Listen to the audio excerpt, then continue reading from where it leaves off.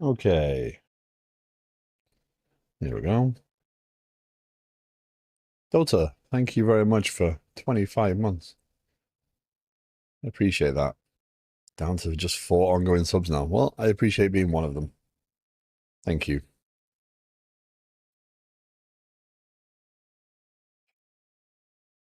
That's gonna bug me. Okay. So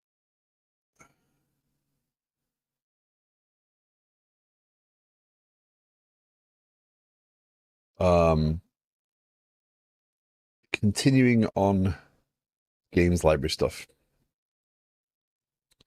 So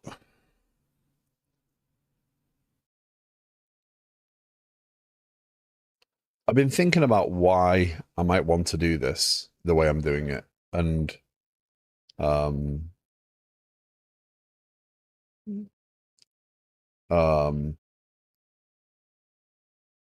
I showed that article to a true functional programmer. He said, "What do you mean by functional here?"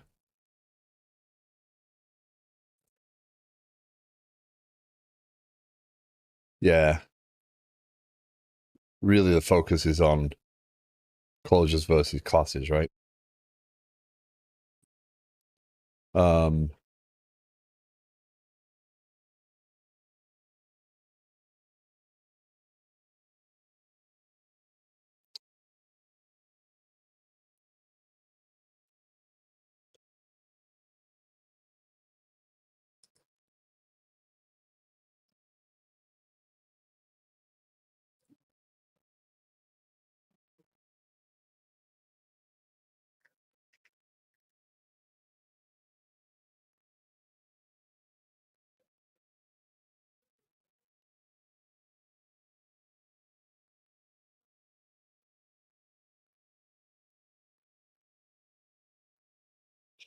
Um, Sorry. To be honest, I like to add functional to it, but I just don't understand functional. Yeah, that I think that might be a bit more of a stretch than you need to do for what you're trying to show there.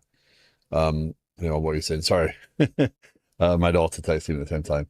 Apparently, you can now pair a DS5 controller with four Bluetooth devices and switch between them. Nice. That's a good improvement from Sony. Now, if they just make Bluetooth work for sound, that'd be awesome, and then I can get rid of Sony-specific headphones, or actually pair a decent pair of Sony headphones with the PlayStation instead of their crap versions. Um, Not that Razer do any better. But hello, Stoney. Well, you and I do need to do some more gaming. I know that, but um,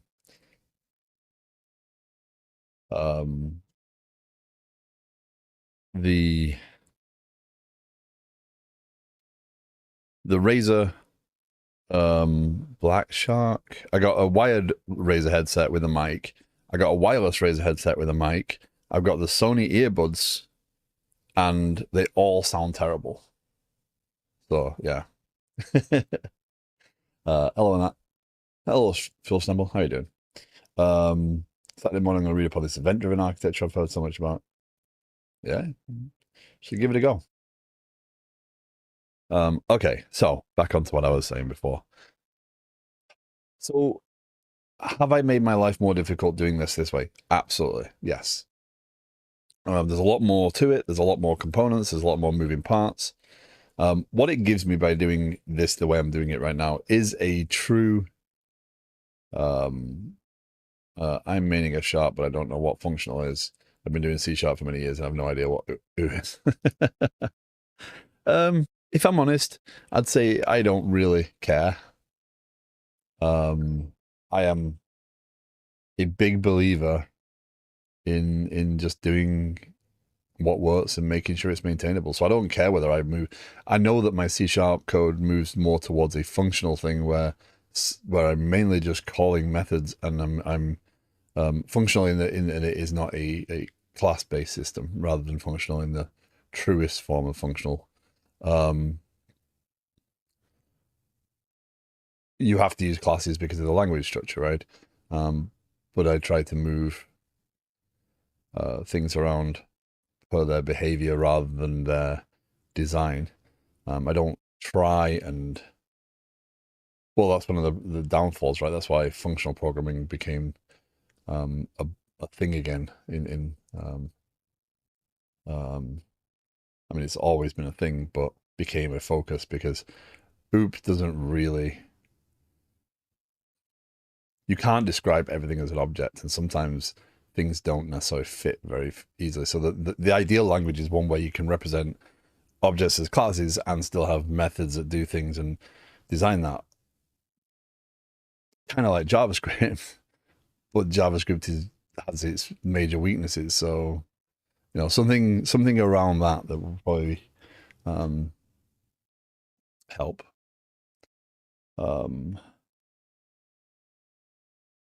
That guy that read my article sat on a board of some functional programming language. Elk would be my guess. Be surprised if large systems fit nice into OOP. Really, if there's any code base out there that is very OOP, 1 million plus lines. Well, again, I think that OOP, like, what is your measure of OOP, right? I'm deliberately saying that because it's funny. To me, it's just an amusing acronym. When I read of Java first time, one excited person told me Java doesn't let us write bad programs anymore. Java always requires you to create a class that's perfect. If doing this for so many years has taught me nothing, it would be that there is no language that will ever prevent bad programs. Because, well, even with AI, bad programs can still exist. And while there's humans, yeah. But yeah, again, it comes down to what do you find as OOP, right? What is true OOP. I have classes. I have objects represented. Um,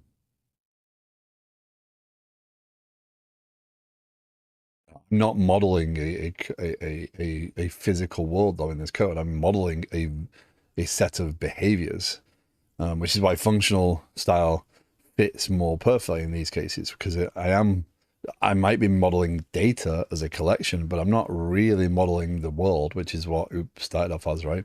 Everything is an object. You can define everything as an object. So what does a true OOP system look like? I would imagine systems look more like this than they do.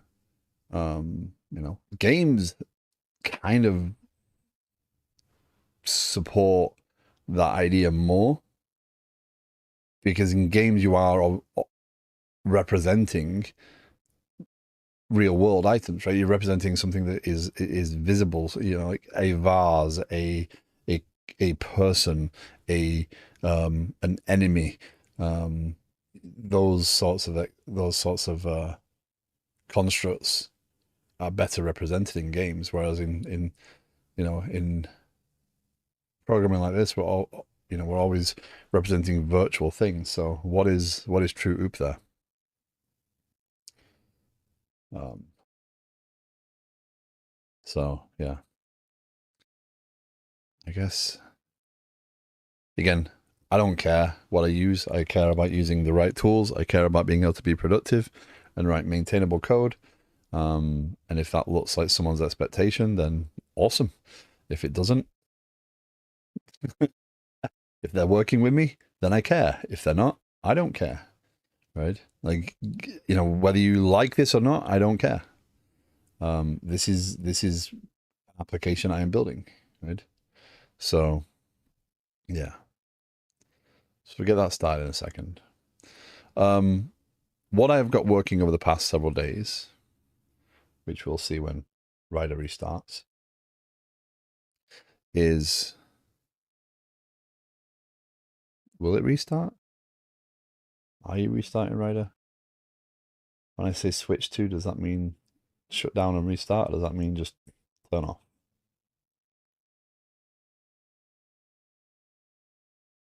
Come on. Oh,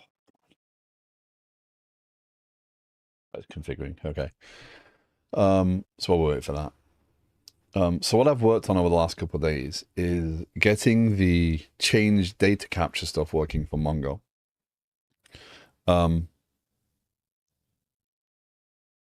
Again, I'm using the games library as pretty much an experiment in understanding different techniques for what I've achieved with Liquid Sky's Kafka heavy system.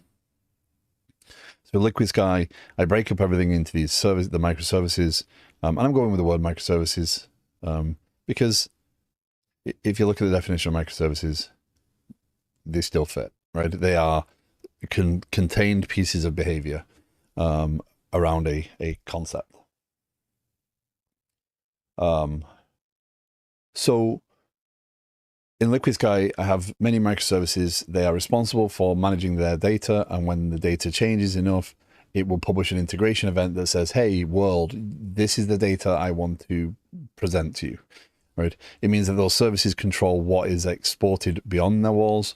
It means that they can change how they do storage. We can change the schema in there. They are self-contained.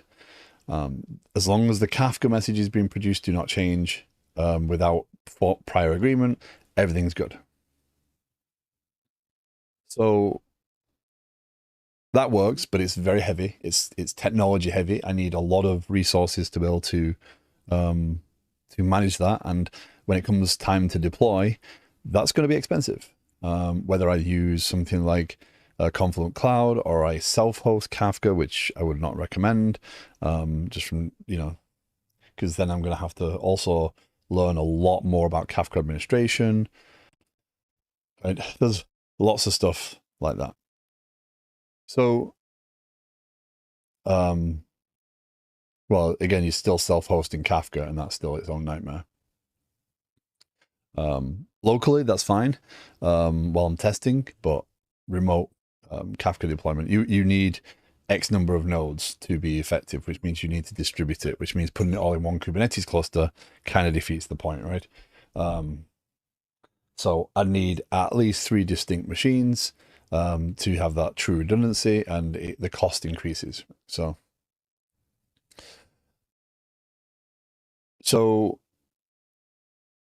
if you are trying to build a system and you're building it in a more traditional way, you're going to build a database, and all your stuff's going to go in that one database. All the data that you need is going to go in that database. We need to add a new feature. Great, create another table, add another column, change what is there, build out, and build on top of. Requirements change, requirements grow, needs adapt, and the application gets multiple concerns, like, oh, we need to query this data, we need to report on this, we need to send this data to this third party, oh, we need to create an API for this interaction, etc.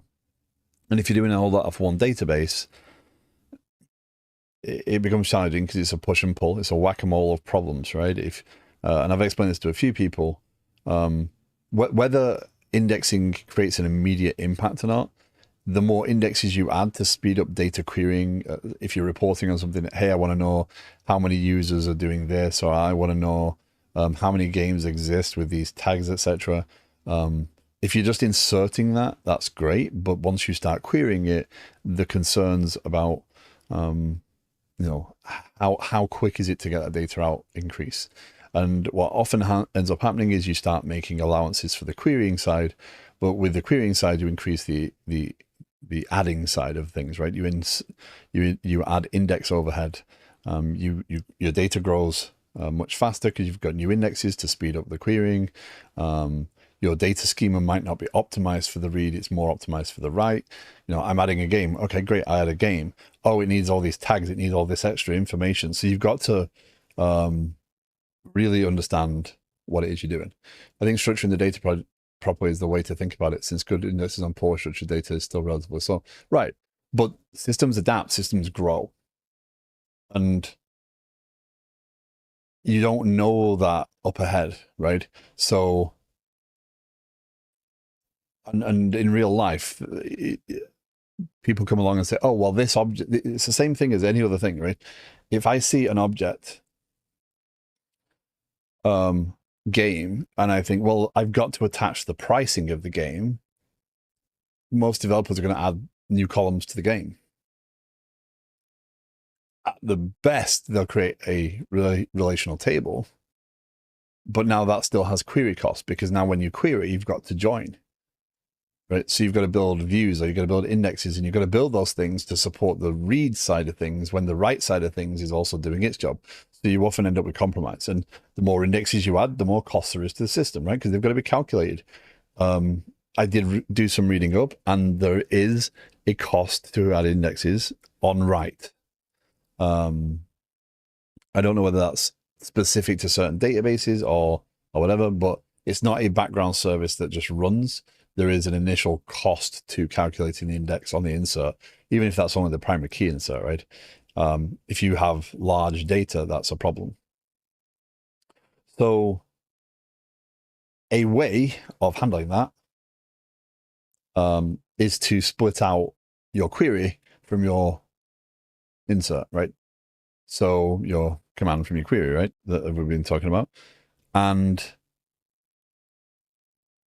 you can do that by creating new tables that are just for query, or you can do that by creating, a separate schema entirely, or separate database to get. If you've got heavy reporting on the system, I would probably go with a separate database server, so its resources are dedicated to the query. But it means you can kind of denormalize the data so that you don't have to do as many joins. You can do those crazy tables of collapsed data, because that's all the data you will need all the time, right? You can do those sorts of things, but the data doesn't have to make sense. Right. Ultimate, the normalization, breaking things down into tables, etc. I think works for when you're storing little pieces of data and you're just grabbing little pieces here and there. But if you're reporting on it, that sort of stuff gets slower. The more joins you do, the more indexes you create, etc. So,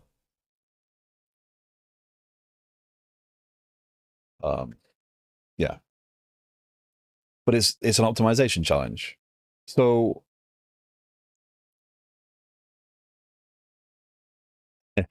once with Liquid Sky, I tackle that through Kafka integration. I push messages out to Kafka topics that any other system can consume. So if I have a need for reporting later on, I can just create a reporting database and I can combine all the data I need into the relevant objects without creating too much normalization. I can denormalize extensively and avoid large costly queries because I can just pull the data out quickly. And I'm not going to realize that improvement here.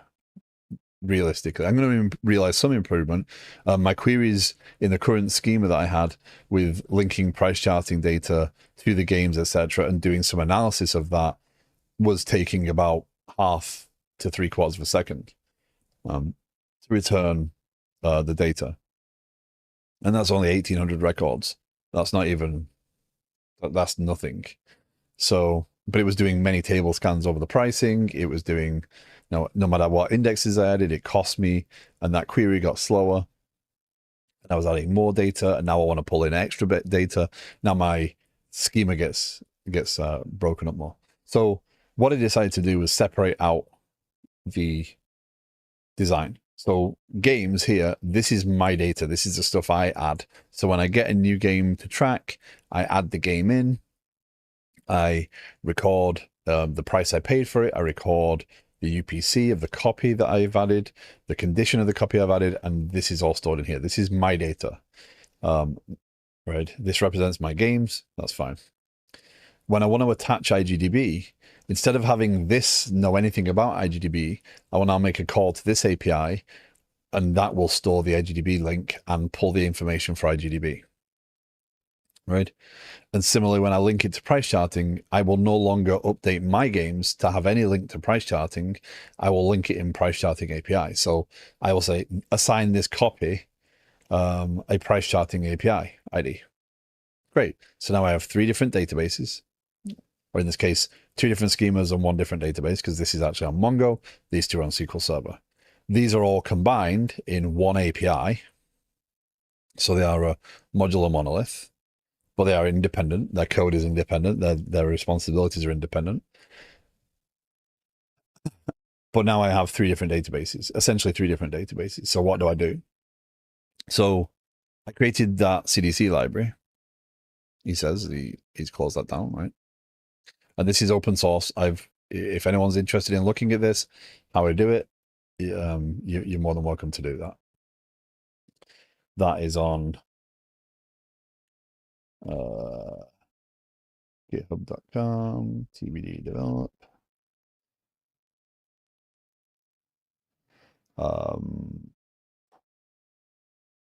Customize your pins. CDC extensions, save pins. Now this library is not, I'm not trying to pretend that this is a full solution. It is my solution, right? I'd be more than welcome to go and have a look at that one. So if I develop stuff like that, I put that on my my personal GitHub. But the other stuff, the games library stuff, is always available on that one. So I created a MongoDB version to the SQL Server version. So now I have the ability to use this change service against MongoDB and against SQL Server. And the way that looks here is you just say, okay, well, add change monitoring. Here's the handles I want to register, and I want to add MongoDB and SQL Server change monitoring. And that starts a service, a background service for each of them that constantly asks, hey, have you got any changes? MongoDB is a little easier. The change monitoring service for MongoDB, and part of the title, the single responsibility, too difficult, let's make it, no Delta, let's make it one big class, comes from the fact that this is almost the same but different.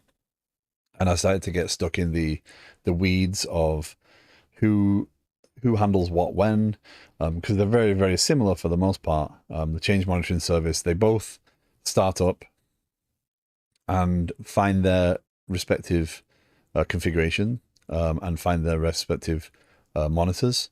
They load the monitors up and then they start monitoring, right? So we create a new monitor and pass it its data. So they're similar but different.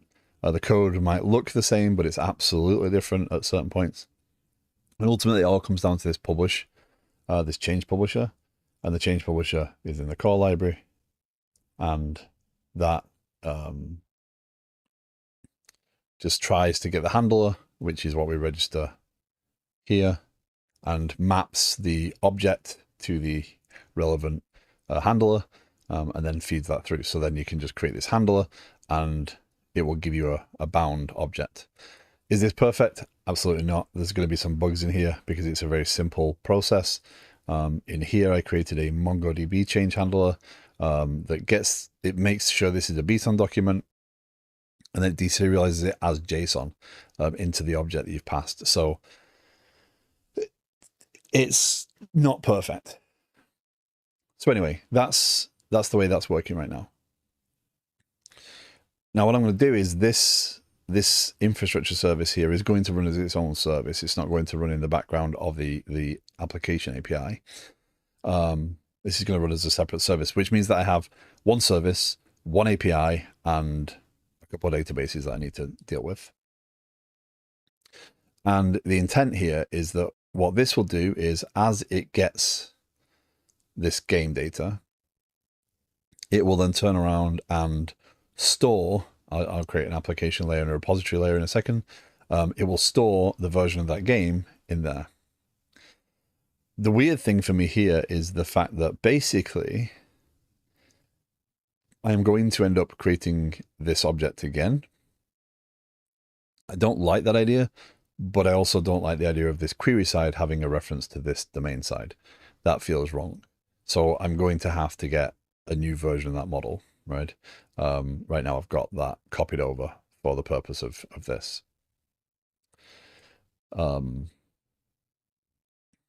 So what I need to do now, and this is where my application design was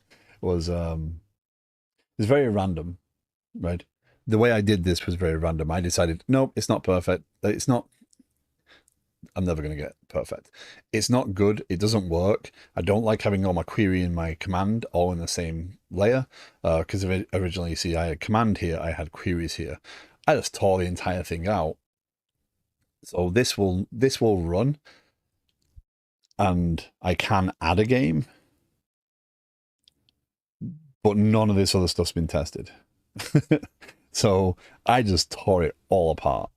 And what I've got to decide here is, what does this object look like, right? So I've got this domain entity, this game here, and this pricing. I'm now going to look at the query side of the things to see what I actually produce down to the client. And then I'm going to see if I can rebuild that object in this side. Now, it might take several pieces of information.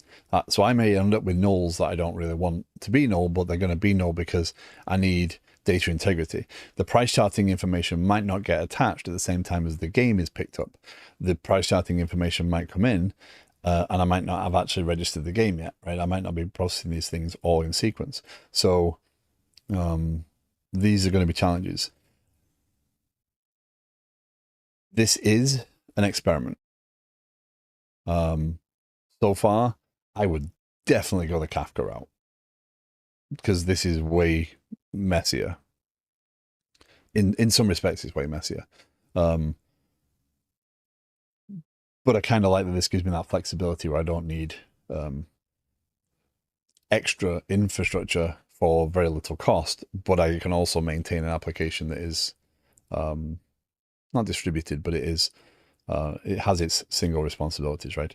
Price charting is price charting, IGDB is IGDB, games is games.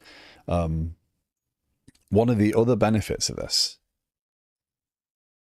is that if I want to produce a reporting database, I could share these values here, these those values there, right? I could share some sort of query infrastructure and have a reporting version of the service running and inserting into a completely different database all the data that it receives from all these changes, right? Because you can configure in here which collections you're monitoring, right? So again, if I do price charting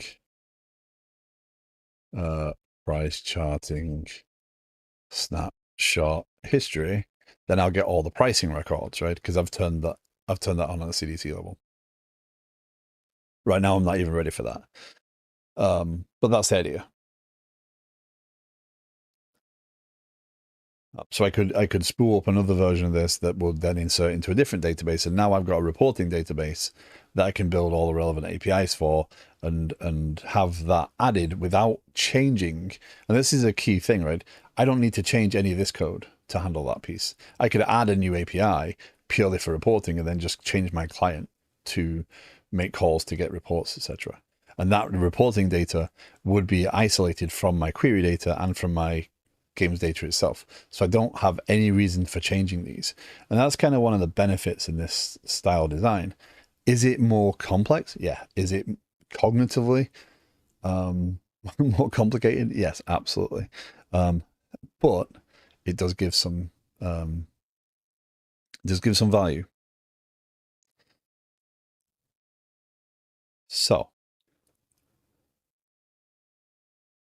where I'm at right now, I need to figure out what this model looks like, right? Now, I think we can safely say that I will not have enough information here for a while. We're going to have to put a link endpoint in here to capture that.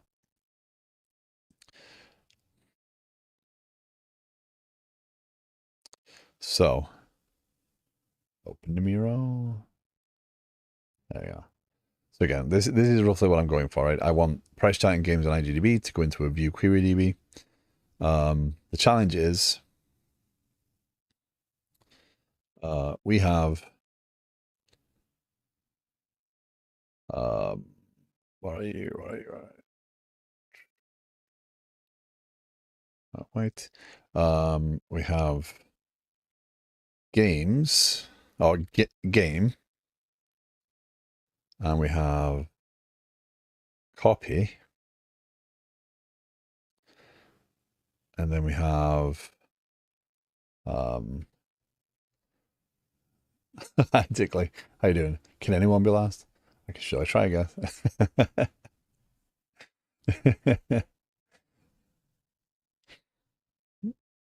Welcome in.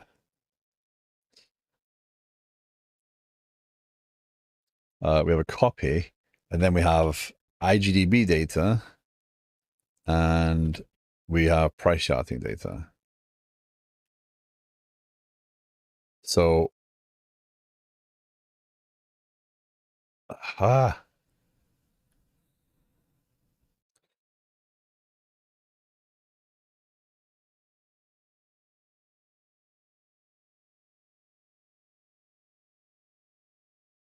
okay. So I'm going to get a game first. I am very bad at sequence diagrams. I really need to get better at doing sequence diagrams. So forgive me. I'm going to get a game, and then I'm going to get a copy. And then I will get... actually, no. I'll get IGDB before I get copy. And then I'll get copy. And then I'll get price charting info. So game pricing is averages. right? That is my averages. Those will be null because by default, yeah, they won't be there. But do I collapse them? Right. So public, decimal, average, complete inbox, gets and sets. Price. I don't think I need to say price there. Um, and that's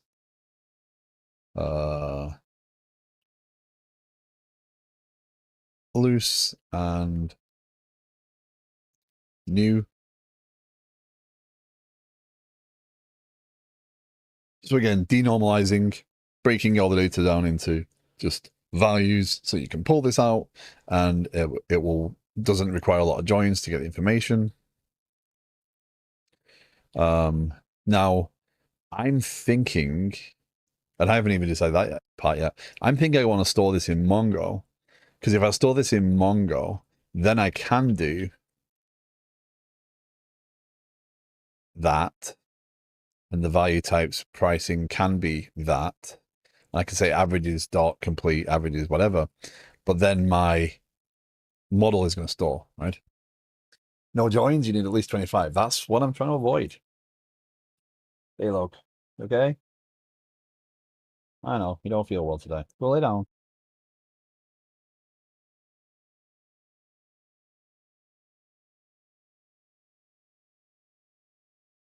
Yeah, there'll definitely be no cookies today, by the way.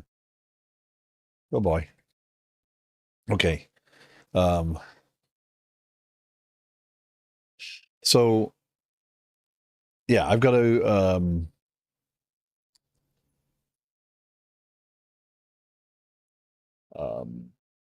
a bunch of complicated CSS.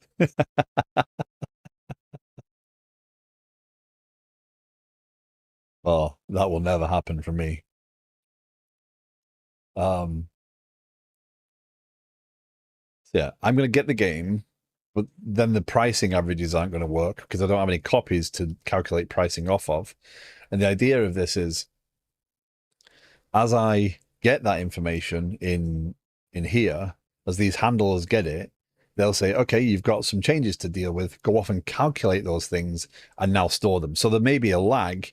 The eventual consistency here is going to be challenging because on the client side, I don't have the game, right? So it's going to create, I think it's going to create a new problem to get around on the client side because I don't believe there's any state management on the client code.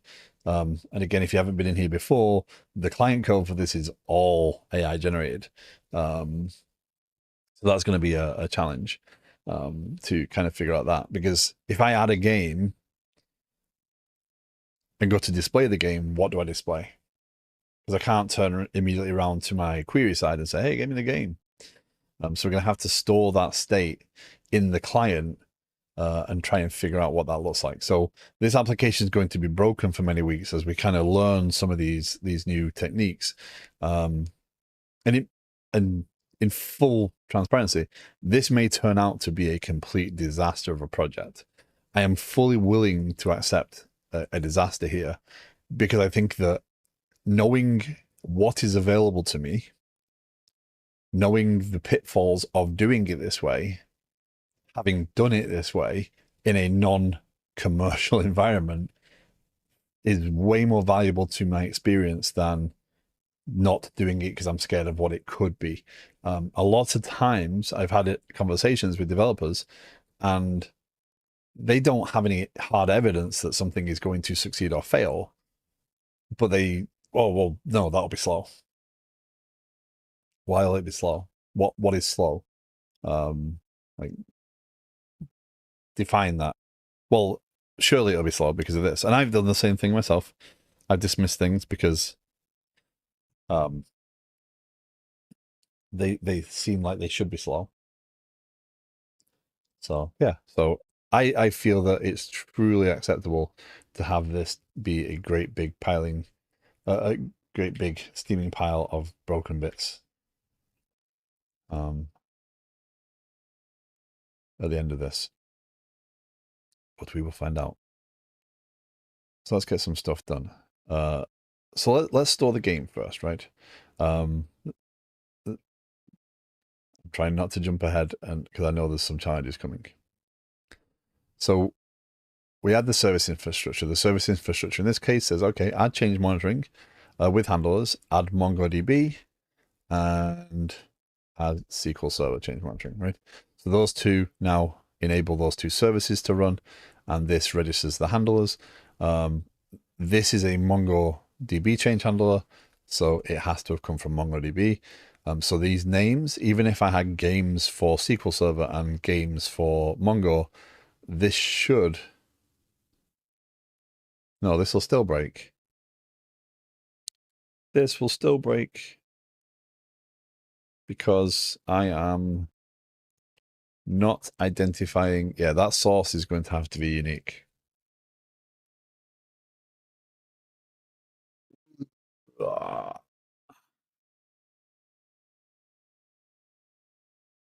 We may have to put some extra qualifiers on there.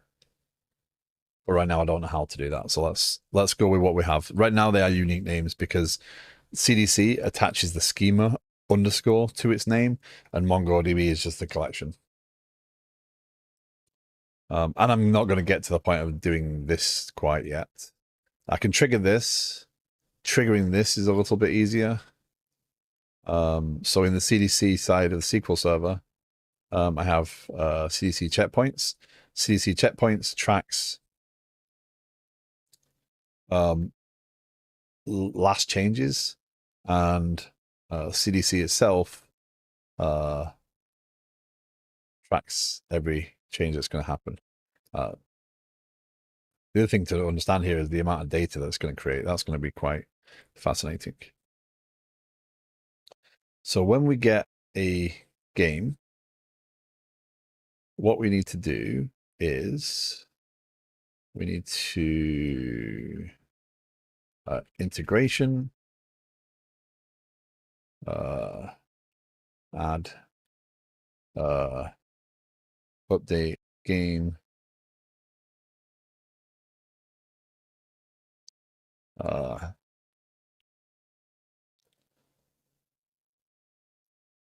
okay. So static public record command, and we're going to receive from this one. And again, this is going to be kind of messy. That is what comes in a game. And we're going to store the name, the price on average is the ID. See, this information I'm going to need. But for right this second, what we'll do is we'll put public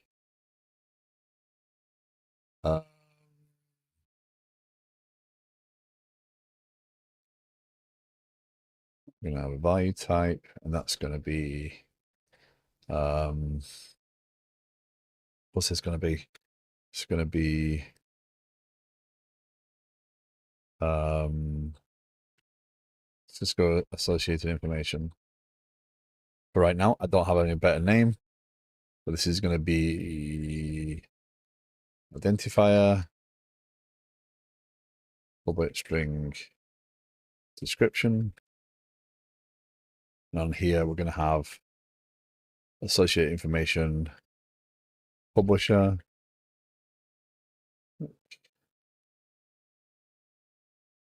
information. What else did I have there? Platform. Whoa.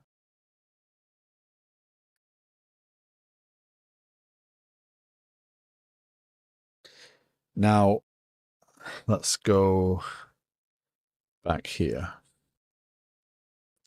So here I have integers.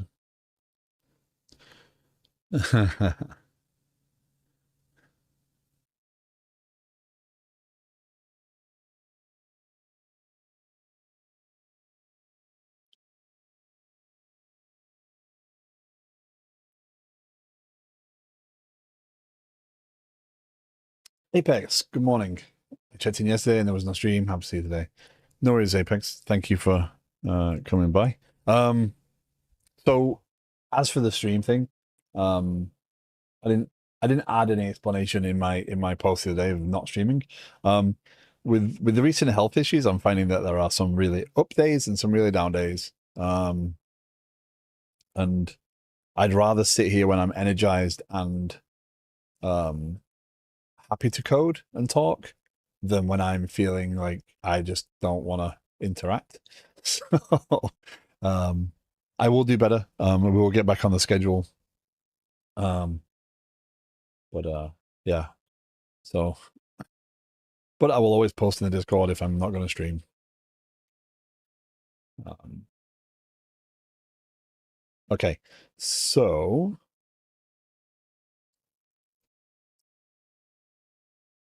well, no, I'm not going to stream Tuesdays and Thursdays. I'm going to stream Monday, Wednesday, Friday. That's going to be my stream schedule for the foreseeable future. That allows me to get some exercise on those other days properly, like longer exercises. And because I also do karate on Mondays and Wednesdays, hopefully. Um, it gives me the Tuesdays and Thursdays to heal if I need to. So yeah.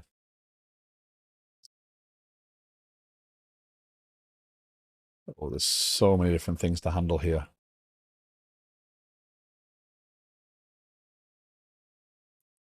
I wish.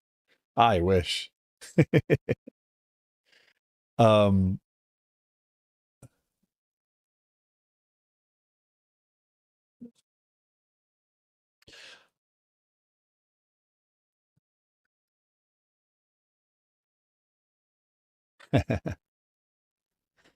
uh I wish I could get to that level. um I'm sorry, my my my thoughts are going faster than I can actually explain. There's a lot of associated data I need to capture from CDC to be able to do what I'm going to do here. And if anyone's interested in this, if anyone wants to know more about how I'm doing, why I'm doing this, or how I'm doing pieces, you're more than welcome to ask. If you are new to the stream, this stream is not just about me coding or trying to show off anything I've done particularly. It's more, here's a way of I am tackling this. And again, I'm tackling this from I don't know if this will work. I don't know what pitfalls there are. I'm doing this so that I can understand pitfalls more, right? If someone says, oh, well, we should just use this, I say, well, hold on, there's some limitations of that technology. Having that experience will allow me to do that. However, if you are interested in knowing more, if you want to ask questions, if you want to push back on what I'm doing because you have that experience, I am happy to talk. So please do not feel that you have to, you cannot backseat in any way. So if I get a game comes from the database, and this is the challenge of this design, I don't have those join tables. I don't have the publisher. Now, I am attaching CDC to everything. So there are copies of every single piece, every single table in here. Great. So I can monitor any or all of those. So publishers and platforms and whatever are in there. So if I wanted to do the publisher, the way this would look, sorry, wrong table. The way this would look here, I'd say, okay, well, a publisher is a publisher is a public int ID, public string name, public GUID identifier, right?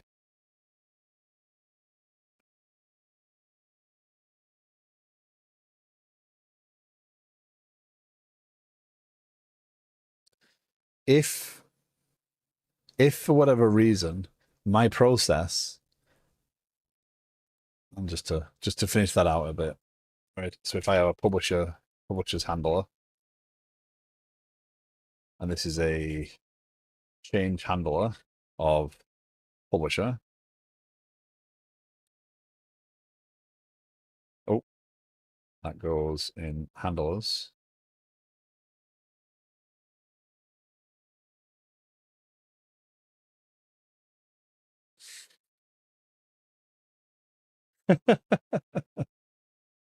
I figured. Change hand, right? Change handler. Change handler publisher.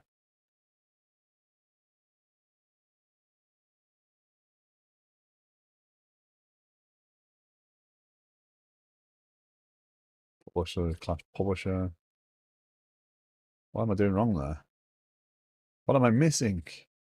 Come on. Why is code not being code?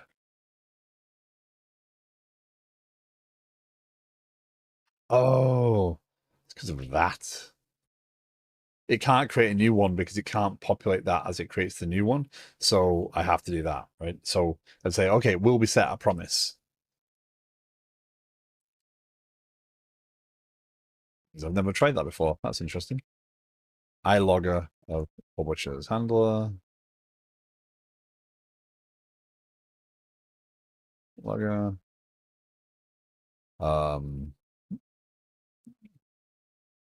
Either way, this doesn't matter. So now I get the publisher, but this event could occur after I've inserted the game, in theory. It shouldn't do, but it could do. Because CDC is not. I'm monitoring every single table, so this runs by creating a task for every single table, and every 10 seconds, or with a 10-second pause, it will check, hey, have you got any changes yet?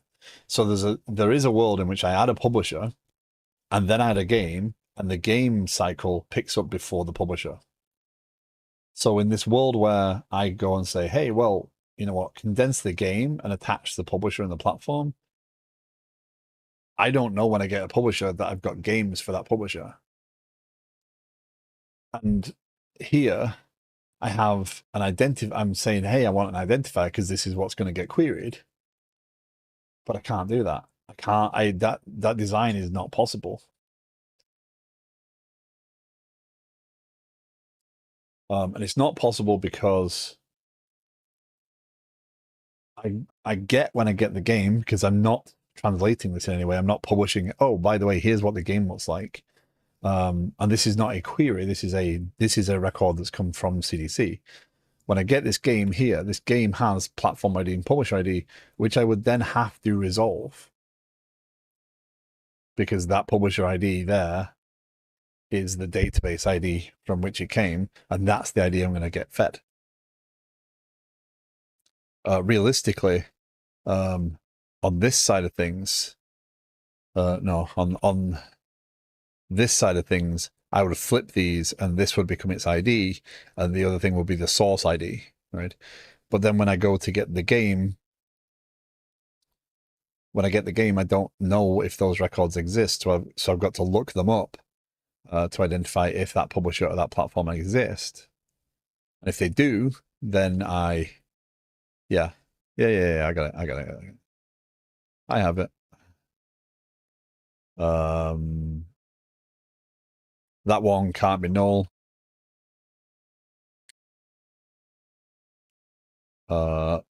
Actually, that's required.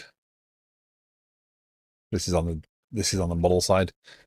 So as I go here, I'm going to get more and more confused with which version of the object am I looking at. Again, what I was just doing there was just talking myself through the sequence. When I receive a game, I will go and try and acquire. This is a pattern I've got in the other side, right? I will go and try and acquire this information for it based upon those IDs. So we will need in entities a platform, and we will need a publisher, right? And platform will contain public GUID ID and public string name, that can be required, and public int source system ID. So I'm going to flip those fields now, because in this system, the identifier is its uniqueness, right? Across the entire system. And this is identical. They are distinct, but they're identical. So when I go and get the game, when I update the game now,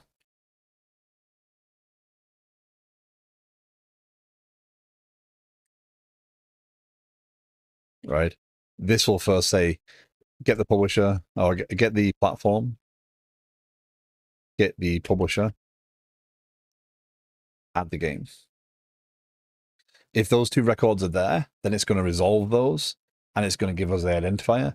If not, it's going to create those records with the ID, the source system ID. That can't work that way. Because if I do it that way, then this identifier is going to need to be generated. Yeah.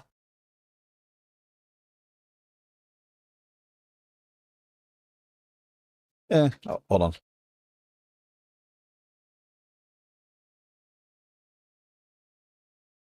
Yeah, it'll create this record with these two pieces of information in it and an empty name, and then that will get stored on the game. If I then get a platform come in, I will check to see if any games have that platform identifier. And if they do, we'll update them. So this will be much slower on this side of things to prepare the data, potentially. The likelihood is it won't be, because we can pretty much guarantee certain things are going to happen based upon the system design. Games are going to be added after platforms and publishers have been added to the system. Even if I was to add a publisher to the system, the likelihood of me adding the game before the publisher has been picked up by this system and published is slim, right? Not zero, but slim. But then when I add a publisher, I've got to also check, is there any, because of the associated data, is there any games that hold this information?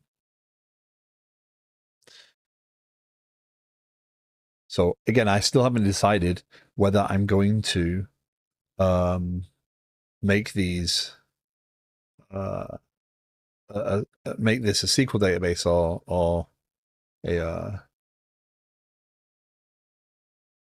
Mongo object.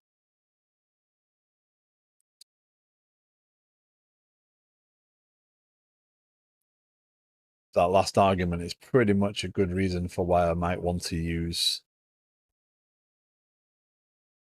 why I may want to use SQL, because of the cost of the update.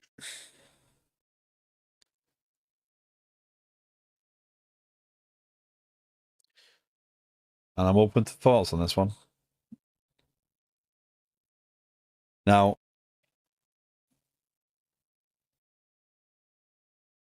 as always, this may seem like over-engineering. Sometimes I don't think you know what over-engineering is until you've done it. And then you appreciate the simplicity of a better solution or a different solution. Just because something seems easier doesn't necessarily mean it is right either, from a maintenance standpoint, from a future standpoint. And I'm not trying to consider what the future looks like here. I'm trying to. I actually made that worse. Grab the glasses as I put them back on.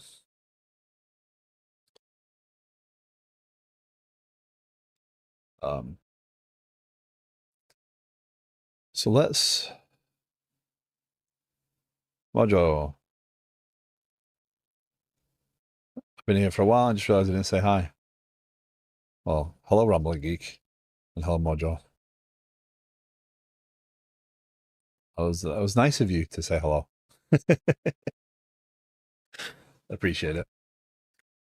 Okay. So, yeah, let's add mediator here. mediator, source generator. This is mediator, not by Martin. Was Martin Othma. Not mediator by Jimmy Bogard. We're not paying any licenses here.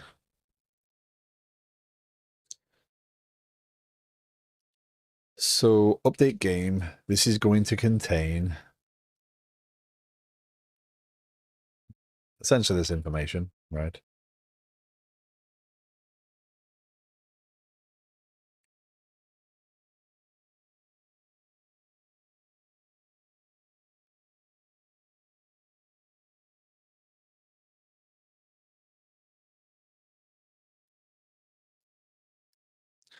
And that's going to be an I command.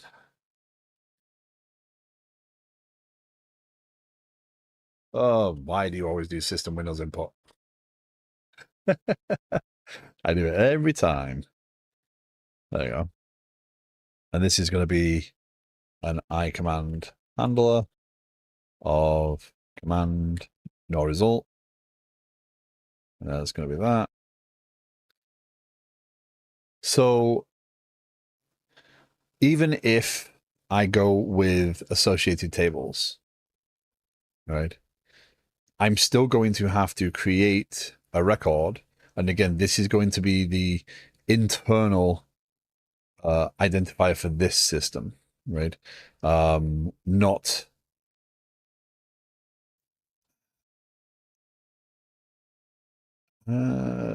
yeah, because I don't know this yet. That's going to be a challenge.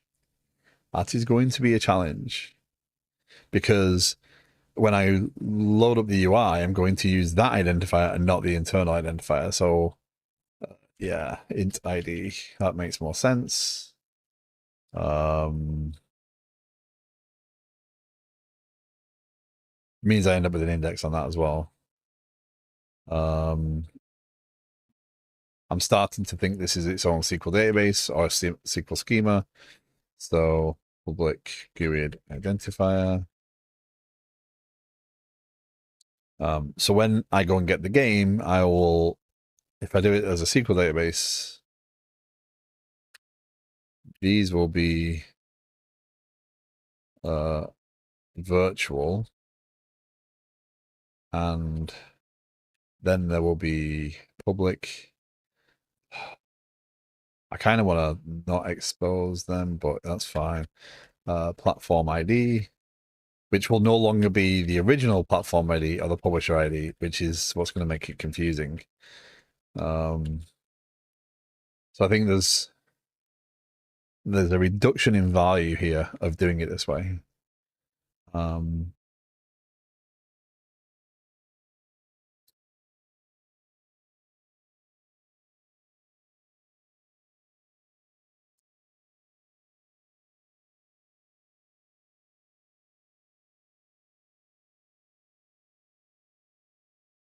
And all I'm doing right now is I'm playing with the design as I go to understand it more, right? I've not got all the answers here. I don't have this planned out because I feel that it is an experiment. If I was doing this for real, then I would have had a plan. I would have gone through and identified all the pieces. But when you're building something that is of this level, you don't always have the answers. And that's why prototyping and time to go off and design a system is necessary. So again, what I'd have to do here is acquire the publisher platform, acquire the publisher, and in those I would pass in the command.platform ID and the command.publisher ID, which should be nullable there, buddy. That is a nullable property. And those would give me back a platform ID and a publisher ID. And then I would add the game.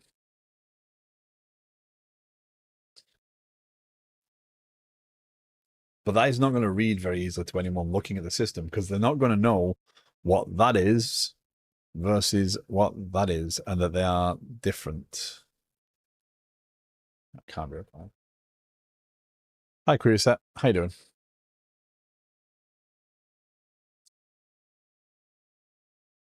Welcome in. So what I'm weighing up right this second is the complexity of this approach worth it? Is it the right thing to do? Because again, I may not have received the publisher or the platform at the time I go to create the game. So, and I don't necessarily want to use the internal IDs. However, that would no longer be necessary if I just use what I have. I decided to learn C# and like core. Wish me luck. And do you have any advice? Write software, build things. Don't try and copy other people's designs or other people's code right now. Just build software and learn the tools. You know, be willing to fail. Be willing to start again. new console app 36, new web app 21, etc. Right? Just write software. There's an awful lot of things you can do. .NET has many options, you know, of front end and back end pieces. You know, learn about creating APIs, learn about Blazor, learn about Razor pages and all those sorts of fun things. Thank you for the follow. Appreciate it. Yeah, there's a lot.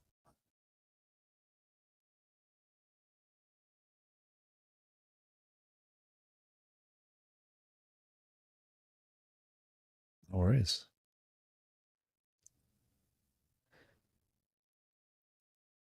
I've been doing this for a while, so to me, this is still my way of working. So what I just suggested there is, you know, I've been doing .NET for 20 years. This is still my way of working. I like to work this way. I know it might look chaotic and ill thought out, but I can write code quickly enough that I can react and change my design without worrying about it. So,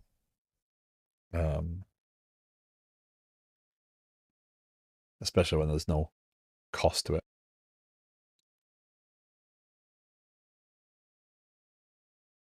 I mean, there's lots of resources out there. I will say that you've got to be careful if you're using AI for what you're doing. Use it as a question and answer repo, but obviously validate, because it's data. It's the information in AI tools is going to be behind, so it's not going to give you suggested ways of doing things. So ask it to verify or indicate what version of .NET it's giving you when it's producing something. Or ask it how current its information is. Blazor specifically has changed so much in just the last 2 years that techniques that worked 2 years ago will not work properly today. Different front end, back end components. So I would highly recommend having it validate what version of the information it's looking at, and use that to search off of. So if you're doing Blazor and some of the modern front end stuff from Microsoft, or any library, actually, that goes for anything, validate that it is using a current version and if that code is still valid. Yeah, and we have .NET 10 around the corner in just 2 months, which brings with it more changes to other frameworks and libraries, no doubt. So it will not always help your learning. So writing code and understanding, oh, there's a better way of doing that because this was introduced in this version of the language, gives you some more skill set to learn as well. Because if you're looking to go into work as a developer, understanding older versions of what's there, because you may not be working on cutting edge. Understanding what is available to you and what is not available, and there are differences, gives you a bit of a step up. Not all developers keep track of it. So if I'm just replicating the database, we may ask why. But I think for this stuff, it kind of makes sense. I don't see any benefit in creating.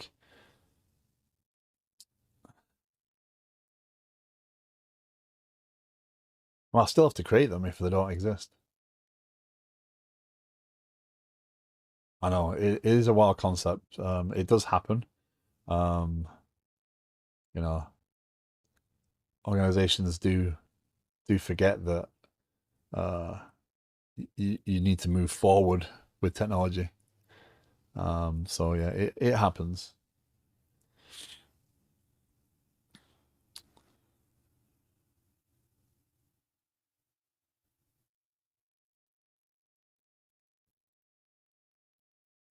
So what I am debating right this second is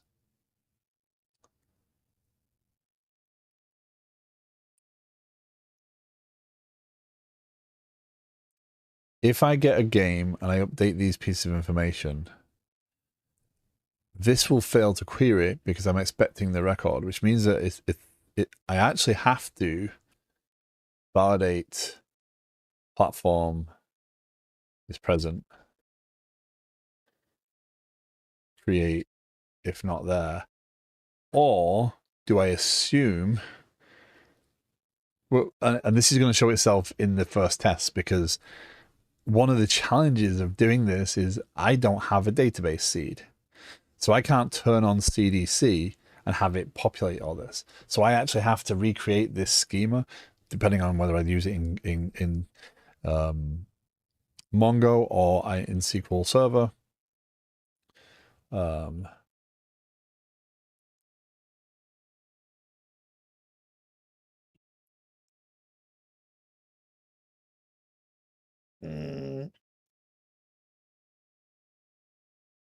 Where's Rambling Geek? Thank you for the look.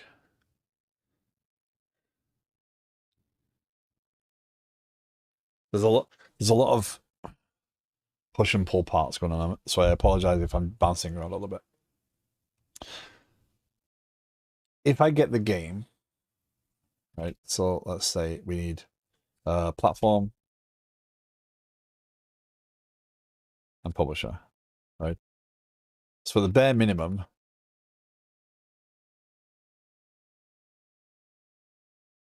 Mr. Jones, good afternoon. I need platform and publisher to exist for game to be created, right?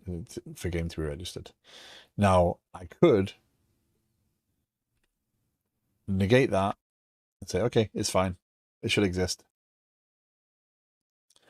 Is that okay to do? Well, it is if I create scripts to populate all this data off of what I have.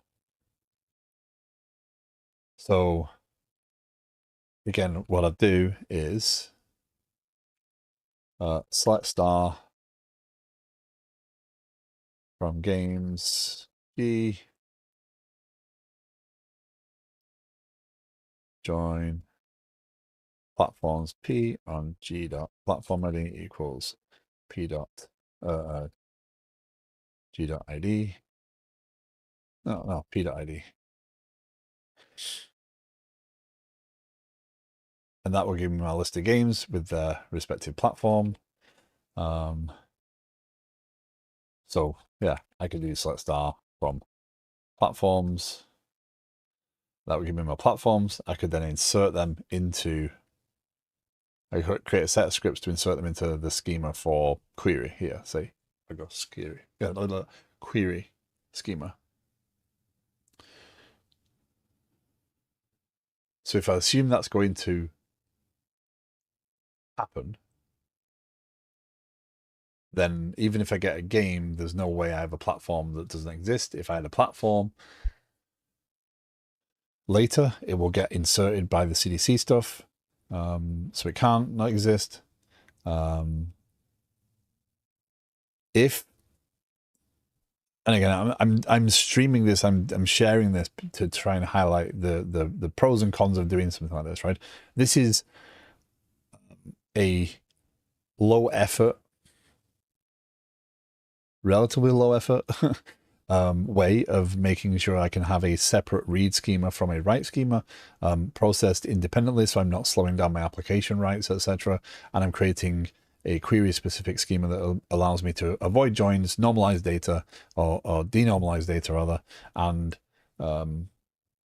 just expose a quicker schema for query. So my UI can be quick. I can say, oh, what's the average pricing on this? Oh, I don't have the average pricing yet because that information hasn't been calculated. No harm, no foul. However, if this breaks, my application will not display anything. It will break entirely, and I'll have to fix all that. Whereas with the Kafka way of doing things, I just don't see that data. And because of the acquire pattern, I create all the necessary associated records. But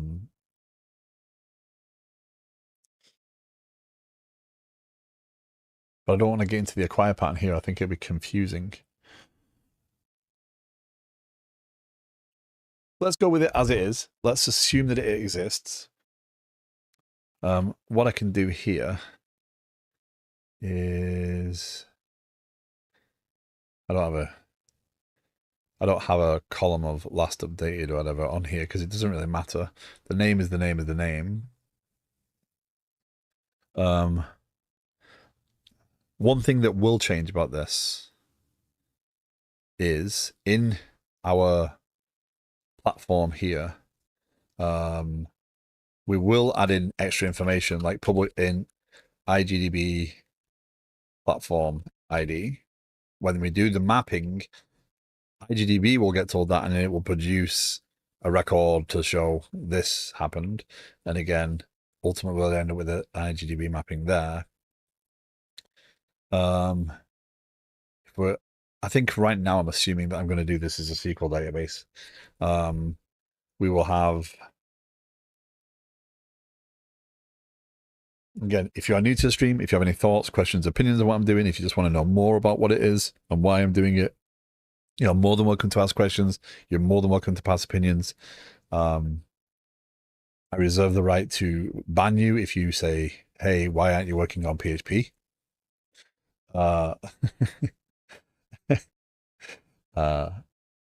But all jokes aside, yeah, I'm open to. I did not do that, Mr. Jones, by the way. One day you will stream. Yeah, I'm open to conversation about what I'm doing is what I'm saying there.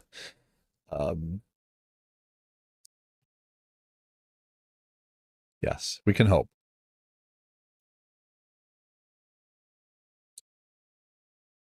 Completely lost my train of thought there. But ultimately, this schema is going to be a know about that condensing of information, right? So I don't mind.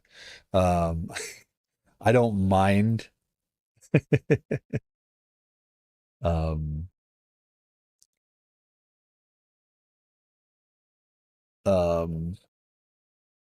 Having the knowledge of IGDB price charting, etc. in this schema.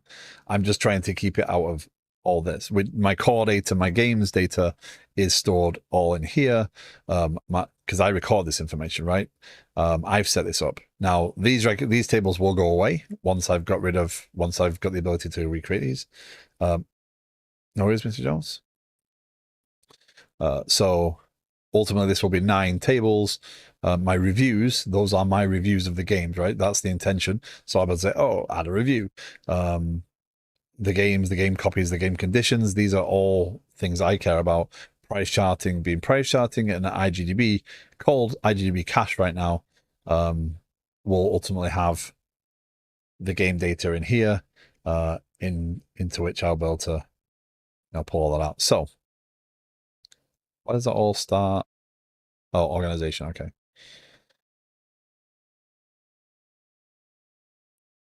So yeah, this will have relative information. So let's go and see if we can get a game inserted into this.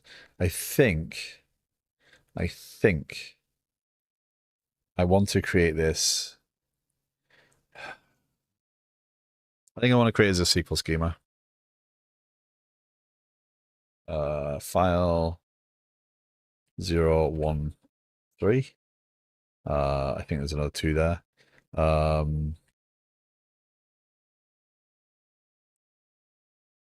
Query games.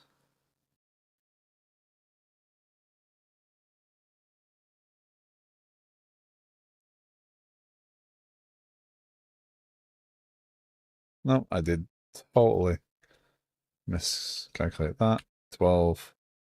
Doesn't really matter, but yeah. So what we'll do here is we'll create the table in a new schema. So we want a new schema, and this is going to be called imaginatively query. And ensure that the query. This is the first time I've ever really done this, used this method of breaking down data. So the benefits would be that I can keep everything on one SQL database, or pretty much everything on one SQL database. I could even move the IDDB cache into SQL, potentially, by storing the JSON data that comes back from IDDB as a JSON field, because this object is quite dynamic. So the benefit is obviously I can use one SQL server and I can have all these things kind of namespaced essentially. However, it would create a performance issue at some point because my query is still going to impact my insert because I'm going to be calculating indexes and stuff on the same server. So it's going to create, it would in a production environment. On this one, I'm not going to notice this. I really will not notice this. But in a production environment, if this was tens of thousands of users with hundreds of thousands of records, you'd notice. I would not go this path in a production database. And again, designing it this way does allow me to separate out those concerns with just changing databases. There will be no cross queries. There will be no, CDC price charting talks to DBO, DBO talks to query. Those will be separate things. So it will come down to connection strings eventually, where if this got big enough as an application, I'd be able to say, okay, well, query is its own database. There you go, it's done. Doesn't have any relation to that. So it would be able to do that. So this is games. And this has ID, not null, identity, primary key, identifier, unique, identifier, agreed, not null, indexed. It is unique as well, but we'll worry about that later. We have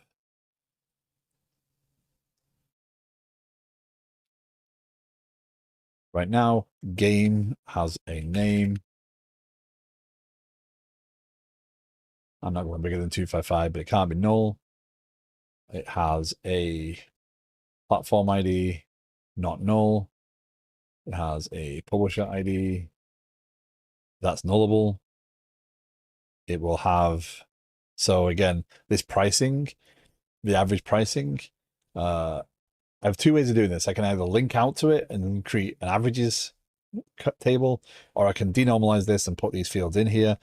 I'm personally feeling that these need to go in the record. They will be nullable anyway. So we'll do that. We'll save that.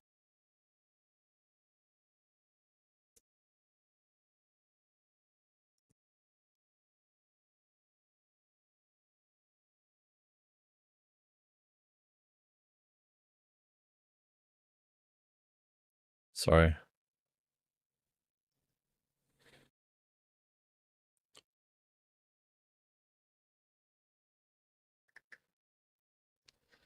1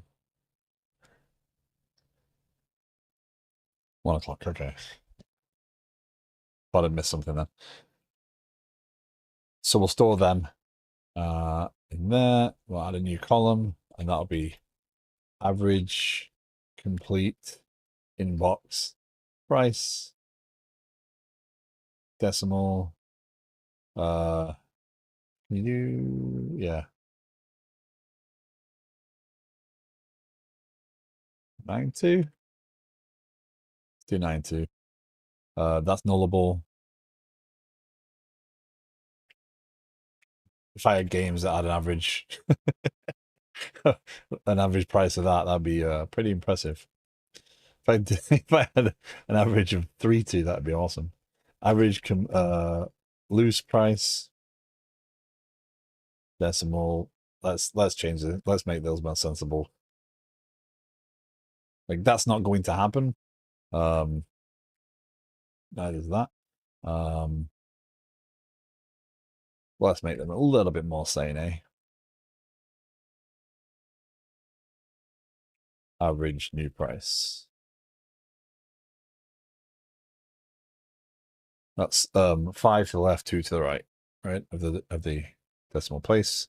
Now public date time last updated.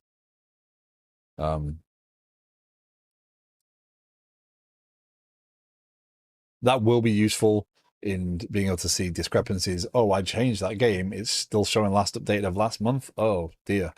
I added the pricing changed. There's no way the average of the game didn't change in some way, shape, or form, right? So knowing that is just useful information. Not null. I'm gonna set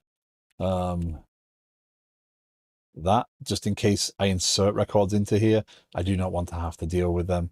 Because what I'll do is I'll insert the collection of games directly from a query to seed them, because I don't have, again, this is the problem of adding a system once you've established the data, right? And it's going to happen. You have to have scripts or tools to be able to say, okay, seed this. The benefit of the query here is if I create those scripts as a reusable thing, if I lose the query, or the query changes drastically, or something breaks in it, I shouldn't have to create a backup of that query database. I should be able to just run the scripts and recreate the query database from scratch and have it work. So that is a benefit. And I think you do need to, when you're doing any sort of distributed system, you have to consider the tooling necessary, not only to work day to day, but also be able to decide which pieces you are going to switch on or off, and which pieces you're going to need to be able to regenerate. Because again, there's no point in backing up that query data. I shouldn't be storing anything that isn't in the other databases in this query. So I should be able to recreate it from scratch. Performance optimizations, etc. And those scripts oftentimes will be reusable for other things, or the pattern of them would be reusable. So let's store games in our query. Let's go over to our integration here. And essentially, I'm going to use this one. Now, this is going to be interesting, actually, because I'm going to use GameTrove Games as a connection string. Now, this is going to connect and watch CDC, but I'm going to use the same connection string to build off this context as default schema query. So this is going to be interesting.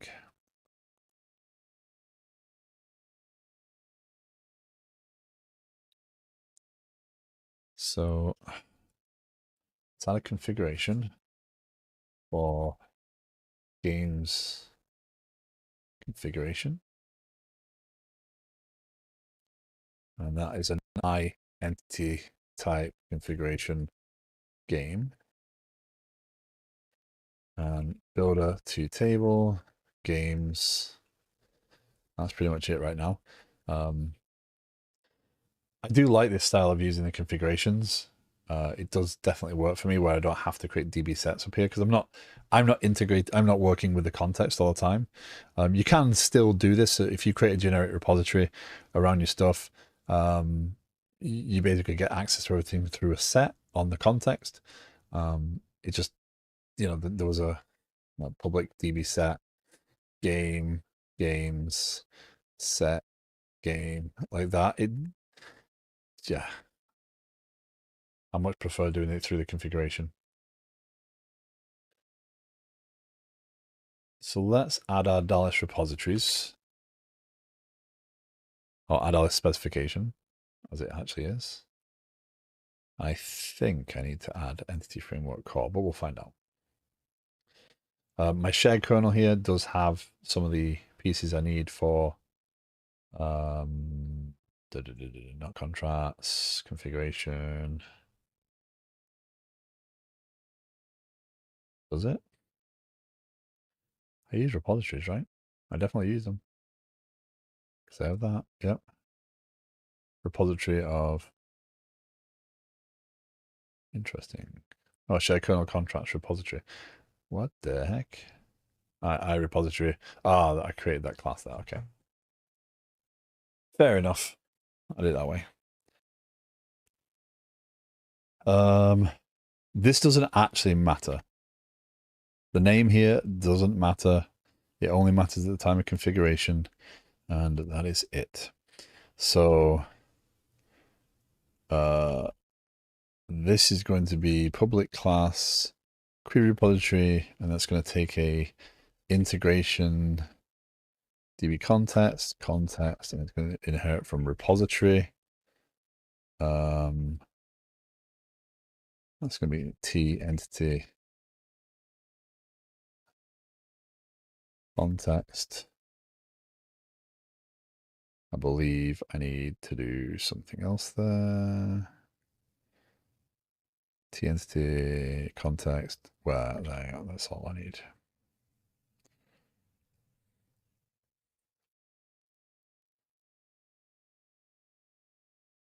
And that's going to reference shared kernel. There we go. Okay. And then, yeah. Let's add our application host builder extensions. Oh, no. You in there. This design, this pattern is making a lot of sense to me in terms of as I set the library up, I'm giving it all its configuration, all its behavior stuff in there, so that when I add it into its API, I just say, hey, add this piece, right?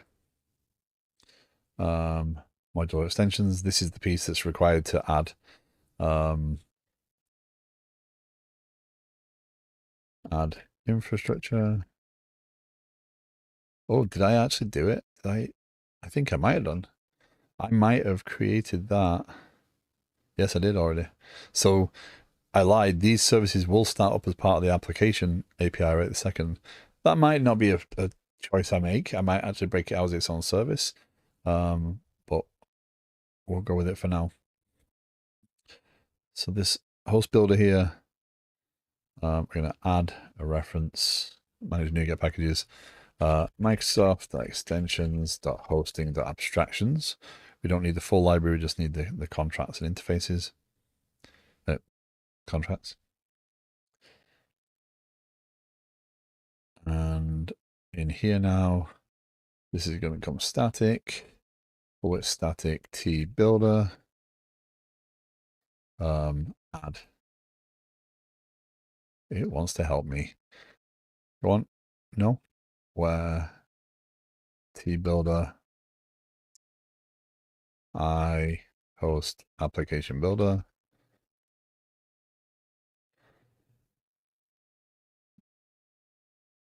Right. And now this will configure builder.services that adds scoped, I repository. I don't think I can do that. Type of that type of query repository.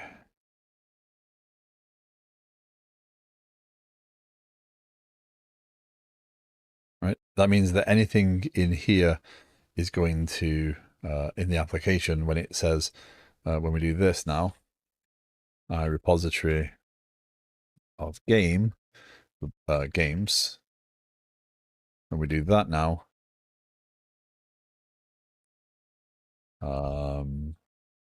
import query domain, right? Now when we do that, we'll get a repository. If you need to get, sorry,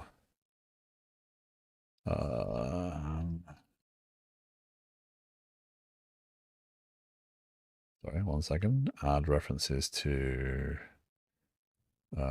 query infrastructure.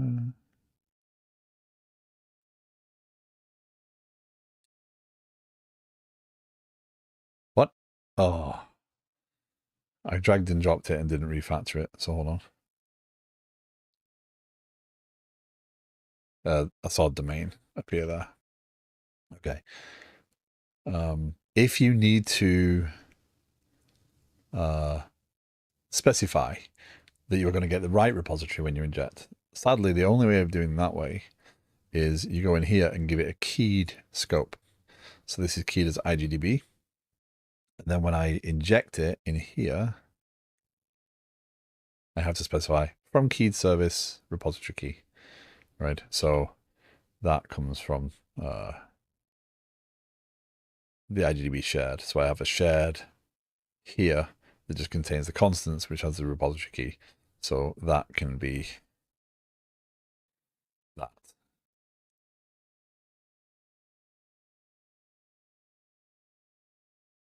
And now those will have references so that I can actually pull the right repository that I need there.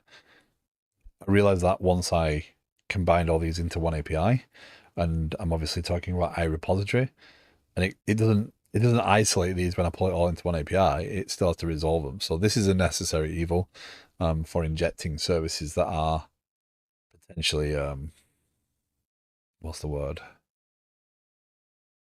I've got obscure in my head. I don't mean obscure. I don't know. Ambiguous. That's all.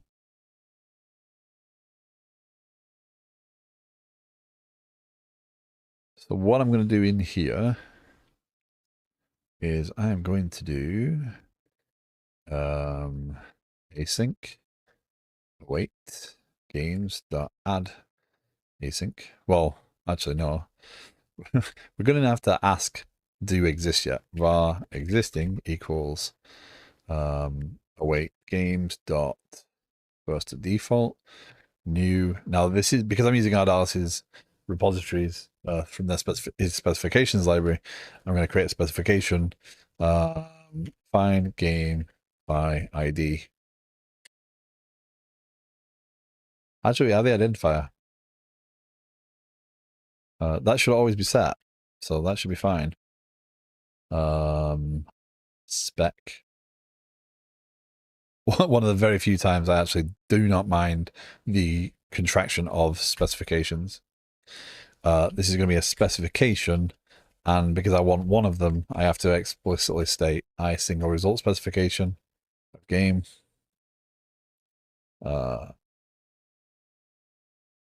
Identifier, and this is just query dot where q goes to q dot ID. Oh, I didn't drop that out, did I? We did not model the table the same way. Games has its own ID and then an identifier. So we just need identifier.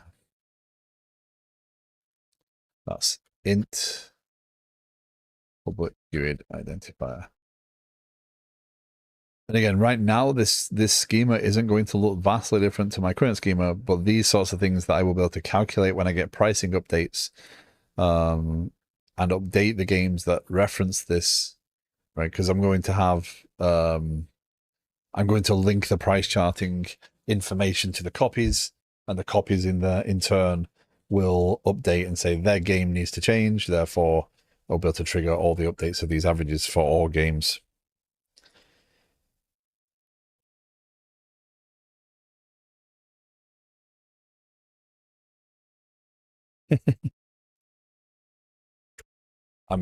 Yeah. Okay.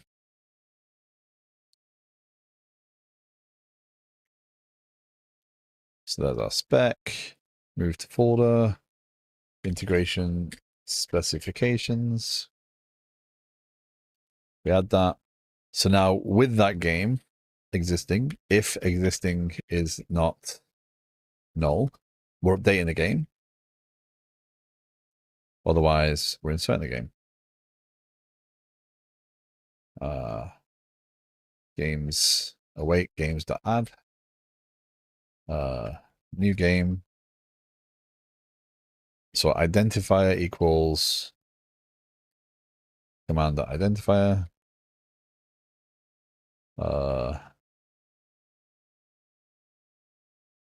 Platform ID equals command.platform ID. Publisher ID equals publisher ID. Let's get name in there while we're at it. Command.name equals this is going to be cancellation token. And what game does that think it is? Oh, platform. Yeah, we can't set required there.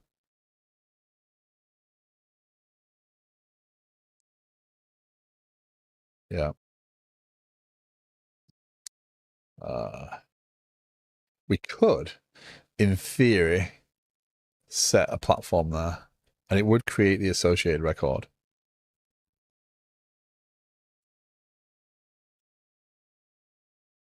Because I've decided to use SQL Server here. But we're not going to worry about that too much right a second. In our infrastructure, we are going to do builder.services.add called DB context factory of infrastructure DB context integration DB context.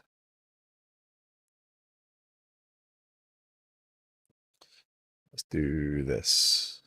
Actually, we don't need memory cache there anymore. But we will use memory cache on the other side of things. Over on this side. And that'll be integration DB context.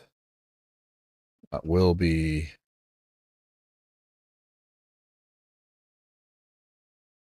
oh.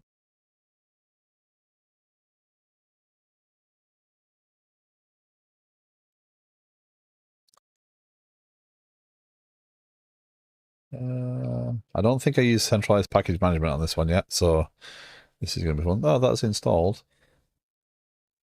So we can just import it. And I called it something different, so let's make sure that that's intro of games. Time to go through and change out our constants somewhere, I think. We may end up with a shared constants. That'll be fine. Application host builder. So now, in theory, that should work because nothing else on there needs to be set, right? Everything else is optional. If we're doing this, then if has changed, existing command, then await games dot. Then we basically just say existing dot name equals command dot name, which is the only thing I can think of that would change, but that's that. Existing dot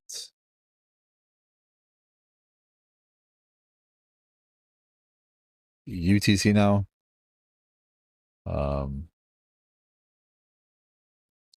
Create method has changed. Go on. Return existing dot name not equal to command.name. Not perfect, definitely not perfect, but right now I haven't run this in over a week.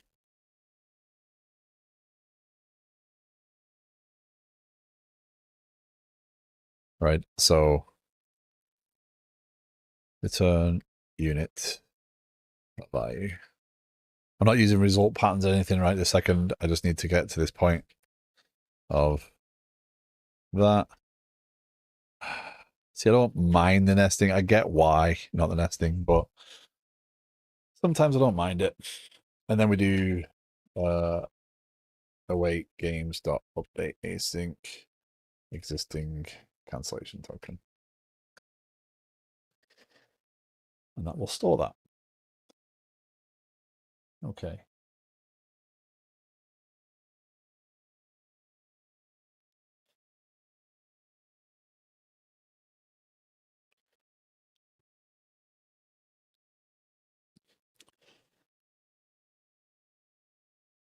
Updated date.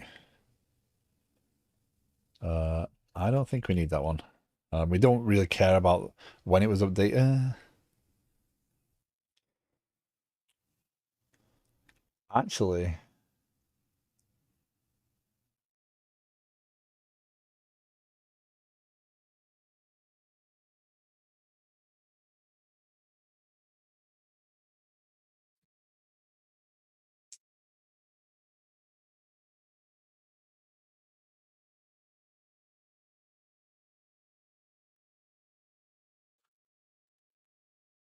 we might need to track the source ID. So we have our own internal ID, but we might have to track the source ID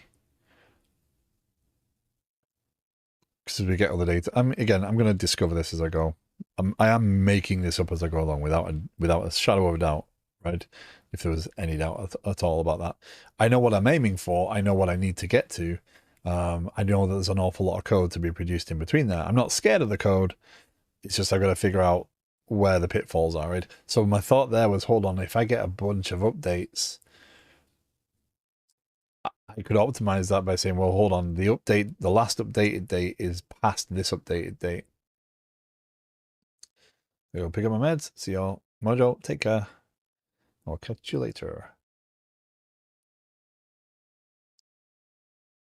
So there would be an argument for that. So I'm going to leave that there right now. And I still think this is going to trip us up. So I'm going to leave that there right now. Yeah. This is going to use game 12 games. The IDDB, the context itself, the integration DB context is going to use the query. And right now, I don't care about this query specifically. What I care about is if I can edit a game, I can trigger a change and see that go through. So does it build is question number one. I don't think it should do. It should have some issues along the way. There we go. We got some warnings.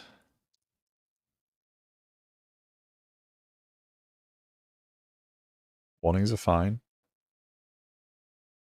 Right now, warnings are fine.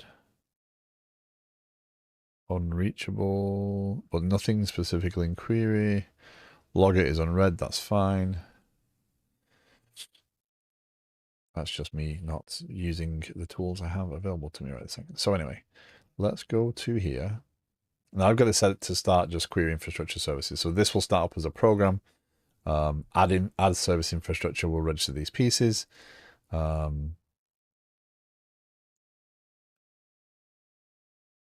Now, this is going to be interesting because I have a chicken and egg. So what I did over here in the modular extensions, I said add infrastructure.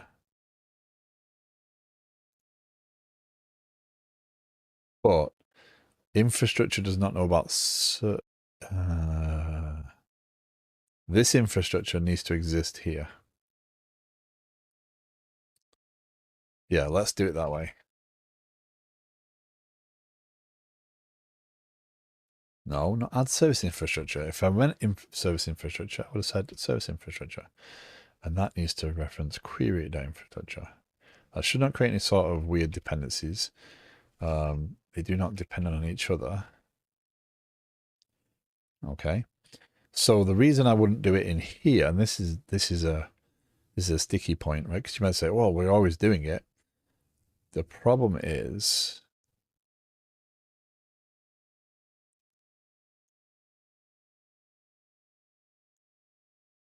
I might, if I start this up, right? Why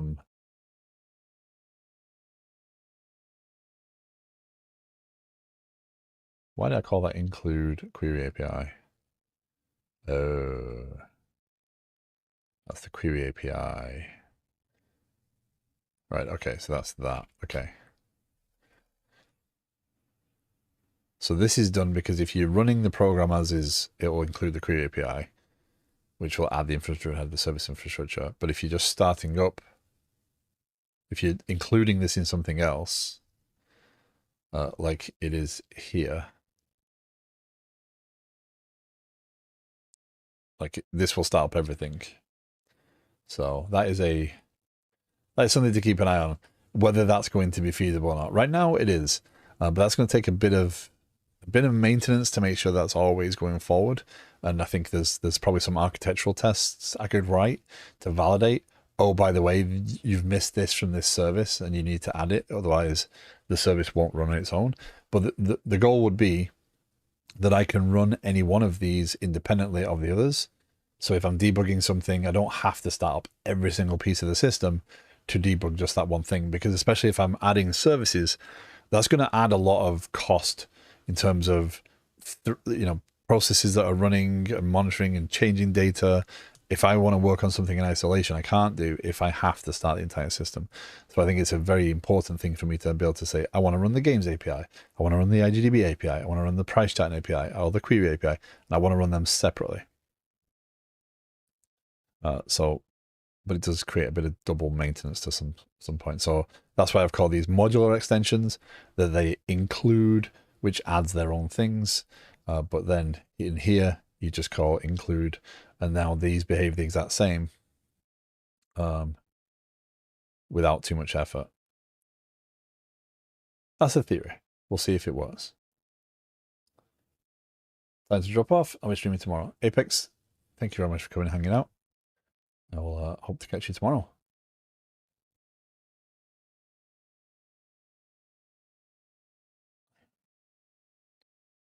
And yeah, if you haven't followed Apex yet, I would highly recommend it. Apex streams a couple of times a week, and is working on his game, which is getting just much better by the day as features start to get added. Working on cards and animations, and yeah, there's an awful lot of awesome code there. So I would highly recommend checking out Apex if you haven't already. And it's a great stream to just go and hang out in and be productive in.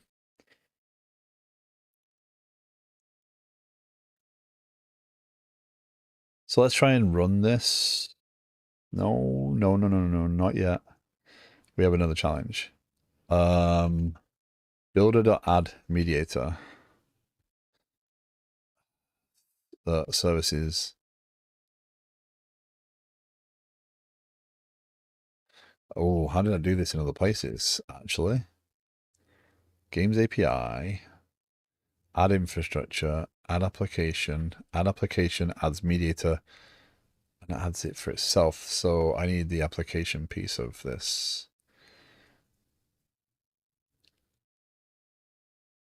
So we need the application, host, builder, extensions. Again, what I'm trying to do here is I'm trying to introduce a standard pattern of naming. So modular extensions indicate that this can be part of the modular monolith. Application host builder extensions say this is how you configure this thing. Whether it's a good design or not, I don't know. But right now it's starting to make sense for me, which is what matters more than anything. So we have the hosting abstractions in there. I get it. Everything kind of needs to know about hosting abstractions. But even if I was to host this in a service, I was to host this in an API, I'm going to need that thing anyway. So adding the ability for it to know about itself, know about what it's being done with, I don't see any problem with it. So we're not using fluent validation on that one. So we're doing that. Now, what that means from this side of things, we have the modular extensions, and we're going to do builder that add application reference period application. And that should become available, yes. And then on the other side of things, over here, add infrastructure. So if you're running this as a program, add application.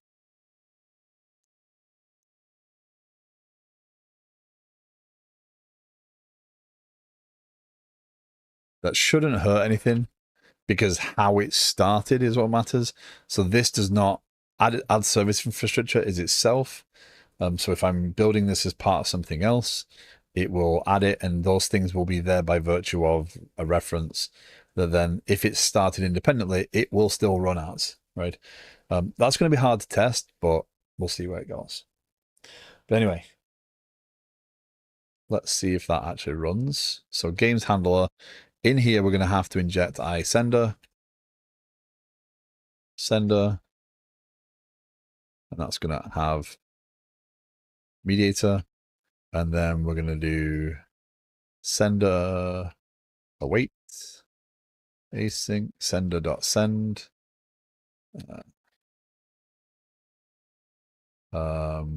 New update game.command. And that's going to be data.id, data.name, data.platform ID, data.publisher ID, updated date, and data.identifier. Cancellation token. Now we don't need to do that. And we can do that.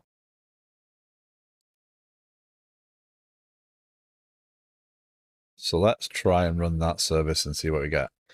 I don't expect this to work fully, but we'll see if it errors. I haven't run it in days, primarily because once you start this sort of stuff, it's like some of it's like going into an engine and just pulling out pieces and then figuring out how it goes back together, right? So you can see the monitors loaded. So I've got one Mongo CDC monitor and two SQL Server monitors monitoring.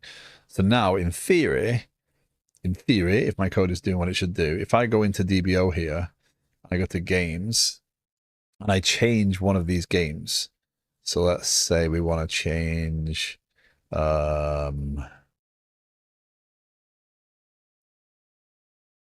being picky for no reason. Just I want to see it, do something meaningful. You'd think I'd find a game quickly.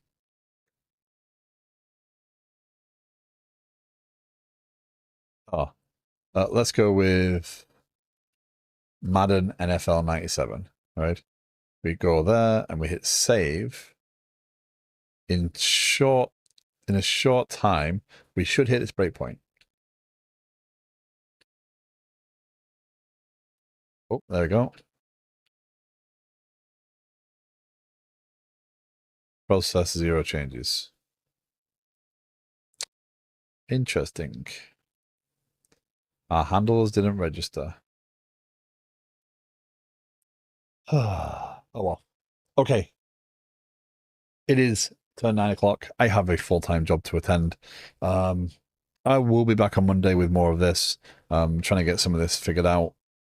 Over the weekend, I will probably get this data flowing through. It detected the change. That's what the point was there. The change exists, and if I go to CDC, doggo cookie time. I can't do. Not well. Loki's sick boy. So it should have picked up this record. So yeah. So yeah, unfortunately, I cannot do cookies. So instead, what I'll do is I'll go raid maybe. If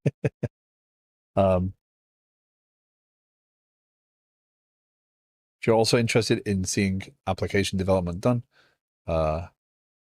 Stoney is a streamer, streams Tuesdays and Thursdays, and works on his No Mercy media server, and his bot sometimes. And it is a great place to just go and hang out and chill. So I highly recommend going and following Stoney as well. But anyway, we're going to rate maybe. It is his last working stream for a little while until he gets his new timeline set up. I will be back on Monday. If I do not see you around, have a great weekend, and I'll catch you next time. And there you go. Take care, all. Have a great day.